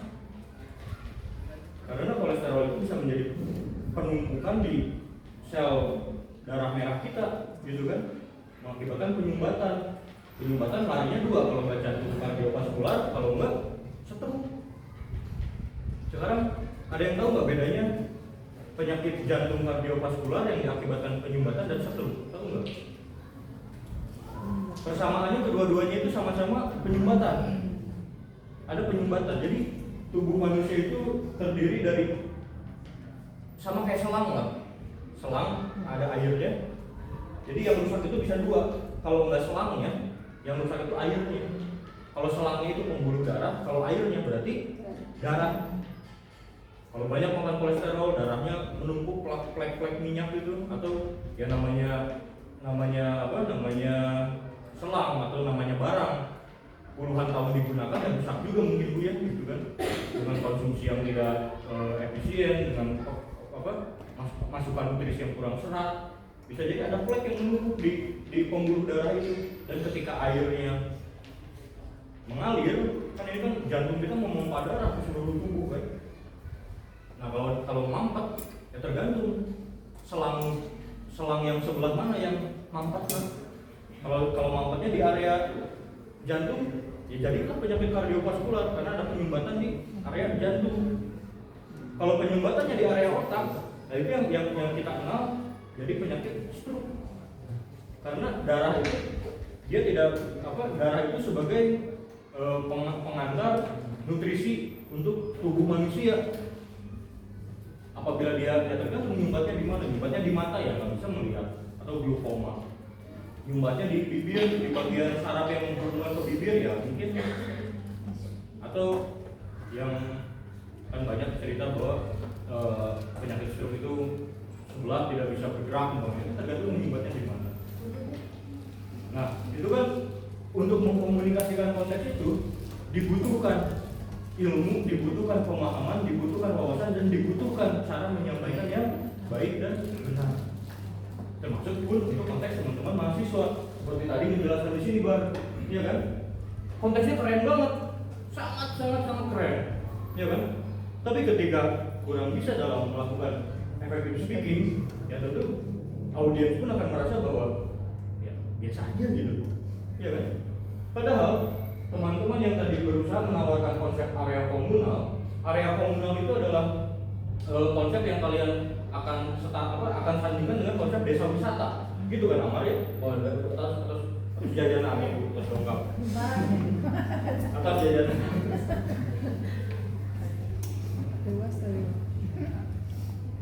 Ya gitu ya. Pertama menawarkan bagaimana desa ini kedepannya bisa membangun promosi wisata yang lebih berkelanjutan di area yang itu tadi gitu kan. Kemudian bagaimana menjadi titik kumpul, di mana titik kumpul itu nanti diharapkan bisa terjadi interaksi, bisa terjadinya berbagai hal lah ya, gitu kan. Walaupun nanti sebetulnya bisa dijelaskan secara lebih jauh, mulai dari kenapa pemilihan tanamannya harus ini. Atau mungkin nanti bisa berkolaborasi dengan ibu-ibu kader di sini, mungkin tanaman-tanaman yang bisa berguna secara kesehatan. Jadi tidak hanya berfungsi sebagai penghias taman kumpul, tapi berguna juga untuk kesehatan. Kemudian bisa memanfaatkan area-area tadi selain untuk spot foto, tentunya menjadi spot yang edukatif. Salah satunya ini bisa jadi pembelajaran bersama, ya kan? Ternyata sampah itu bisa didaur ulang sehingga menghasilkan suatu produk kesenian yang berharga. Atau seperti yang saya bilang waktu itu, bisa kita membuat di area yang Amar desain itu bisa membuat panggung Dimana di sini kan Desa Neglasari pun terkenal dengan desa, selain desa wisata, tapi desa yang masih menjunjung tinggi kesenian dan kebudayaan. Dimana di area yang Amar tawarkan itu, si panggung itu bisa menjadi titik kumpul untuk pelaku-pelaku kesenian bisa melakukan perform. Sehingga selain hanya berwisata, orang-orang tertarik ke Desa Neglasari selain mendapatkan pemandangan yang indah, pemandangan yang bagus, pengetahuan yang baik tentang living ecosystem, kemudian mereka juga ditawarkan konsep budaya dan kesenian yang ada di Desa Neglasari. Nah, kalau gini enak nggak kedengarannya? Keren nggak kedengarannya? Keren kan? Enak kan? Nah, itu effective speaking. Lalu kira-kira pertanyaannya, apa yang membuat effective speaking itu? Ya itu tadi, kembali lagi. Pertama, selain memahami audiens, maka saya berbicara dalam berbagai konteks. Pertama, konteks kesehatan. Kedua, konteks pariwisata. Ketiga, konteks apa lagi? Konteks komunikasi mungkin. Ya walaupun tidak harus seperti itu, tapi kalau mungkin untuk seperti Amar, memahami konsep yang sedang coba karena bagaimana kita berkomunikasi secara efektif kalau kita tidak tahu apa yang kita bicarakan. Kenapa saya secara gamblang percaya diri berbicara tentang isu kesehatan? Karena saya itu masih bagian dari orang kedokteran, saya pede. Tapi kalau saya ngomongin wayang, mundur. Apa itu? Kita nggak ngerti gitu. Maka ya itu tadi salah satunya, teman-teman selalu sampaikan apa yang kalian kuasai, dan kita pun harus tahu batasan kita, mana yang kita bisa, mana yang kita nggak bisa. Kalau kita bisa, maju. Kalau kita nggak bisa, ya. Dan selain itu interaksi kepada audiens. Selanjutnya juga tetap perhatikan etika, tata krama, apalagi teman-teman yang masih anak-anak muda nih ya. Ya walaupun kadang kalau belum belajar public speaking ya gitu. Kayak tadi satu hal yang saya dengar dari Amar itu. Jadi Bapak Ibu,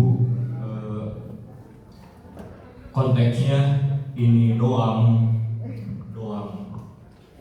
Nah itu kan, tapi nggak apa-apa, itu bukan hal yang salah ya. Itu adalah sesuatu hal yang mungkin bisa kita pelajari bersama, bahwa hal-hal untuk menggunakan kaidah-kaidah tata bahasa, etika seperti itu tetap diperlukan, gitu loh. Itu kan di alam bawah sadar kadang yang kayak gitu, karena kebiasaan spelling, kebiasaan. Tapi yang paling bahaya itu kalau kebiasaan ngomong kasar. Jadi ibu-ibu muncul aing mah ya. Masih untung masih enak lah doang. Kalau kebiasaannya jelek kan, aing mah punya dalam gitu ya.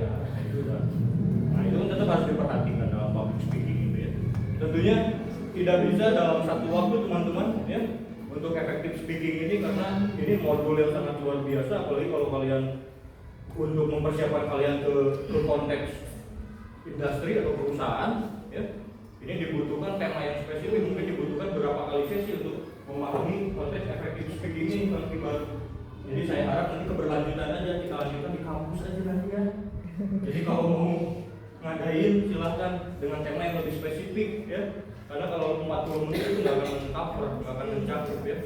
Tapi bisa jadi, termasuk ibu-ibu juga, pamintan ibu-ibu barangkali nanti setelah anak-anak kita latih public speaking, effective speaking, barangkali ibu-ibu membutuhkan untuk di Desa Nek, karena kan janji kami adalah keberlanjutan. Jadi ya nanti saya titipkan nomor anak-anak ke ibu-ibu, barangkali dibutuhkan bantuan apa RW, maka saya biasa dihubungi, entah Kang Kibar, entah Sultan, entah siapa nanti ya, dititipin nomornya.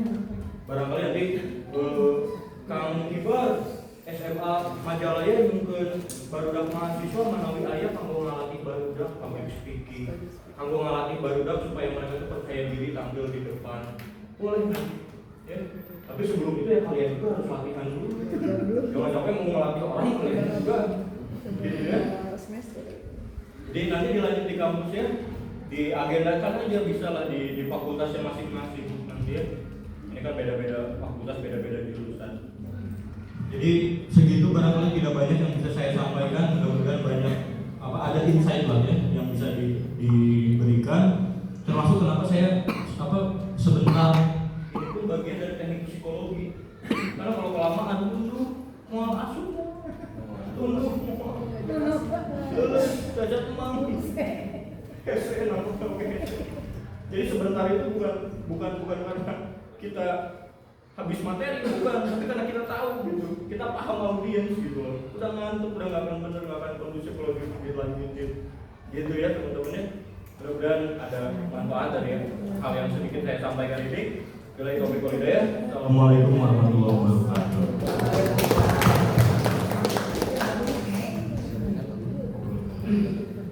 Mungkin setelah pemaparan tadi barangkali ada yang mau ditanyakan, karena mungkin untuk effective speaking sama public speaking itu kan sebenarnya ada omongan dari warga yang menginginkan anak-anak itu berpikir lebih kritis lagi gitu. Nah, jadi si seminar ini diadakan tadinya untuk anak-anak muda, cuman sayangnya kita kan adanya di weekday, jadinya pada sekolah. Mungkin dari ibu-ibunya atau bapak-bapaknya atau dari teman-teman mahasiswa mungkin ada yang menanya.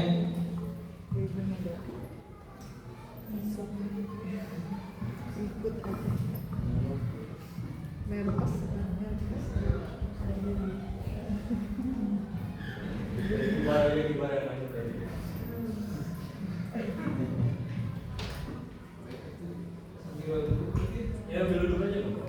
Gimana aja yang nanya? Iya. Atau kedengeran nggak apa-apa.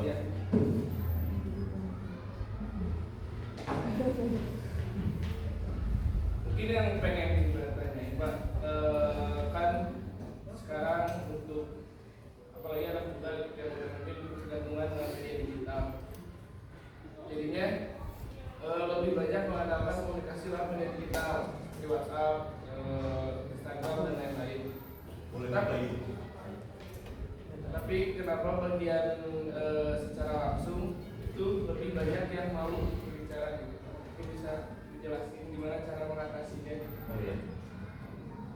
Nah kebetulan saya jadi ingat, tadi saya mau ini kan.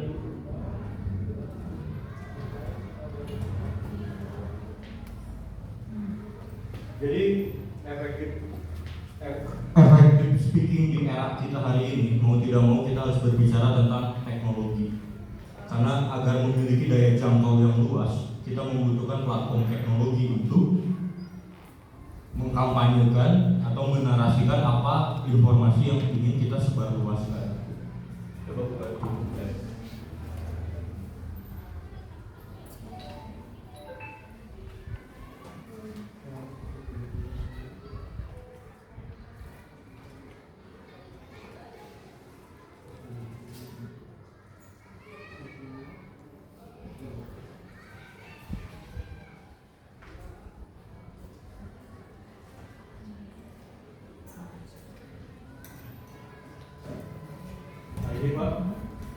Jadi sepulang acara bisa diperbesar di full size.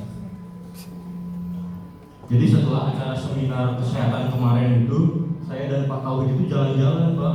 Ini gunung di belakang itu. Ini Gunung Rakutat. Nah, langsung ngomong tadi itu Bu. Tuh.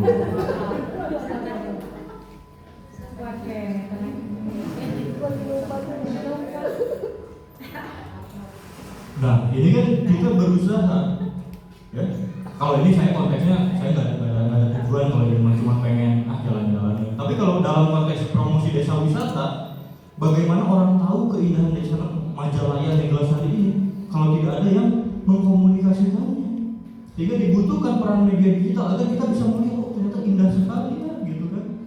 Tanpa perlu datang langsung ke desa Majalaya. Mungkin yang lagi rebahan di kamarnya, yang lagi tiduran di kamarnya, yang lagi nongkrong di kafe, bisa gitu kan, dilihat oh seindah ini ternyata, gitu kan. Tuh, kalau kayak gini kan sangat terinfluence kan, oh ternyata indah banget ya di atas itu gitu. Walaupun ini buat daerah Majalaya, kalau masukin Pacet pengen punya ibunya, arah Pacet. Bahkan di tempat lokakarya teman-teman itu di posko kalian. Itu spot terbaik untuk menikmati sunrise saya pikir. Itu hidden gemnya itu di tempat posko kali nggak usah jauh-jauh ternyata. Dan sekarang ya gimana kita menyebarluaskan bahwa Majalaya itu indah, sementara saya hanya bisa menyampaikan ini pada 1, 2, 3, 4, 5, 6, 7 orang yang notabene pun ibu bapak pun masih warga Majalaya. Sehingga untuk bisa menyebarluaskan keindahan Majalaya yang sesungguhnya, kita butuh platform-platform media seperti ini untuk bisa menyebarluaskan keindahan-keindahan yang sesungguhnya. Nanti juga ditambah barangkali pemilihan-pemilihan ya cara teknik-teknik audiovisual mungkin nanti ya, teknik sinematografinya dan lain sebagainya. Ini pun nggak saya pakai HP aja Bu, pakai HP tidak ada lagi, nggak pakai alat-alat yang profesional gitu ya. Nah jadi gitu Bang Kibar, jadi intinya kita harus mengingatkan dalam hati bahwa untuk sesuatu hal yang ingin kita upayakan tentu kita butuh yang namanya usaha dan ikhtiar. Jadi mudah-mudahan ini bisa jadi salah satu ini ya, bisa jadi salah satu kita harus percaya diri gitu. Harus percaya diri untuk bahwa negara ini itu negara yang sangat indah, benar sangat indah. Ya. Teman-teman di sini 1 bulan udah nggak akan ada yang membantah ucapan saya bahwa Majalaya itu indah. Indah nggak? Indah aja apa indah banget?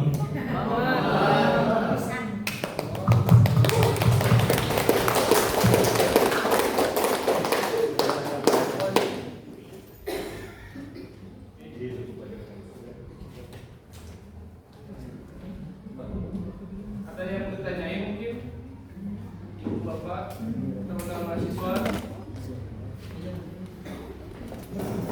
karena mungkin untuk bisa berani bicara publik itu membutuhkan mental yang banyak. Nah mungkin ini juga masih kalau misalnya dalam presentasi masih gugup segala macam ya mungkin ada yang bilang bertanyain dulu karena kan kita juga udah mau semester 7 di mana nanti kita bakal skripsi di sidang mungkin ada yang bertanyain dalam komunikasi. Iya, mau tanya boleh? Perkenalkan sebelumnya nama saya Presiden Bapak Arifin dari Fakultas Teknik. Ingin bertanya Pak, gimana sih caranya ngilangin rasa nervous ketika di depan banyak orang? Salah satu cara ampuh supaya apa yang ingin kita sampaikan itu tersampaikan dengan baik. Ya, baik, terima kasih Mas ya. Ada yang mau nyoba ke depan? Coba ya, kira-kira bakal nervous ya. Acep, mana Acep? Acep. Kita tes aja langsung.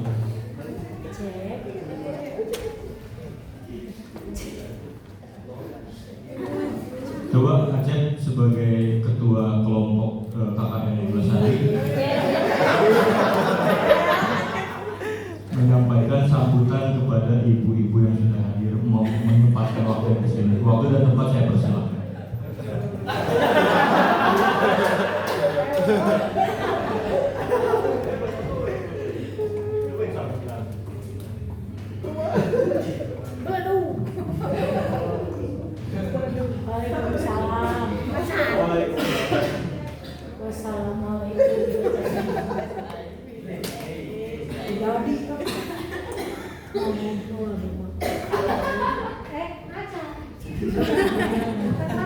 Acep nervous enggak?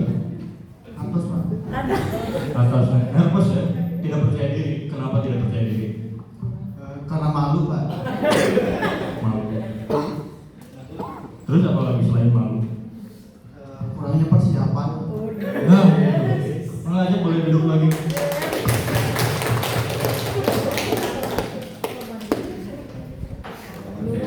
Udah dijawab sama ini tadi. Alhamdulillah pintar ternyata.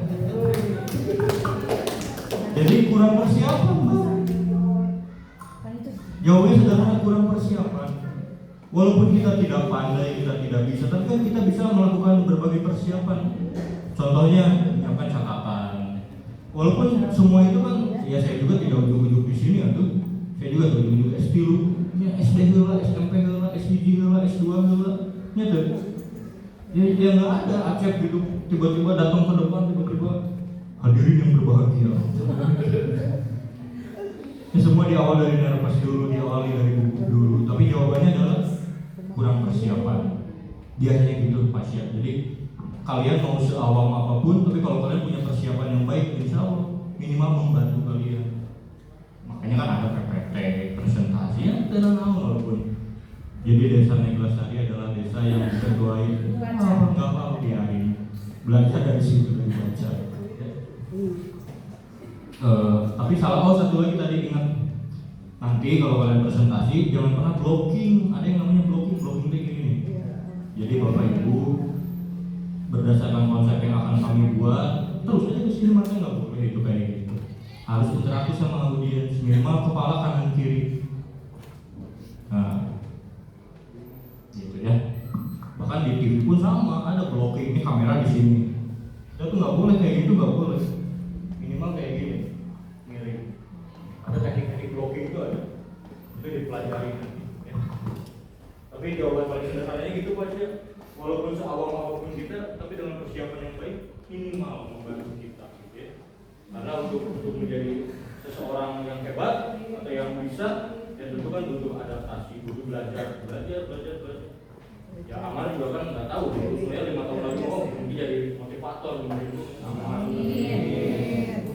Ya gitu aja ya, habis waktunya kayaknya ya. Ada lagi yang mau ditanyakan atau? Oh Pak Ibu. Boleh. Assalamualaikum warahmatullahi wabarakatuh. Perkenalkan, nama saya Rizky. Mungkin nyambung dari pembahasan yang tadi Pak, karena kan tadi disinggung tentang persiapan. Nah kadang saat kita ingin menyampaikan atau menyampaikan yang di depan seperti itu kan kadang ada rasa nervous gitu Pak. Nah gimana cara menangani si nervous tersebut? Sekian, terima kasih. Sebetulnya nervous itu nggak bisa ditangani.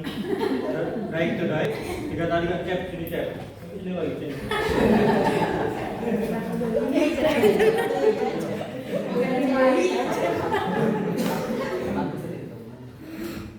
Masih nervous? Enggak, Pak. Oh,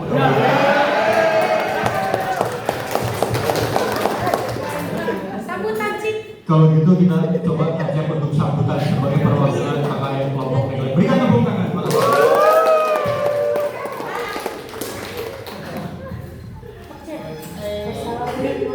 Assalamualaikum warahmatullahi wabarakatuh.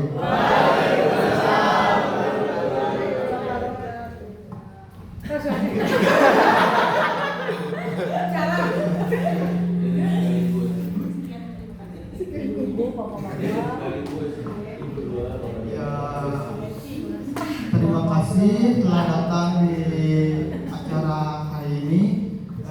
Selamat.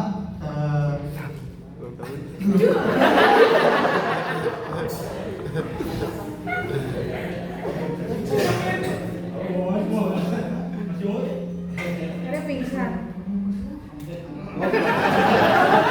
Ada persiapan. Kira cek banget dulu. Atau mau di sini nggak apa-apa, boleh di sini. Sama Kibar mau. Oh sudah.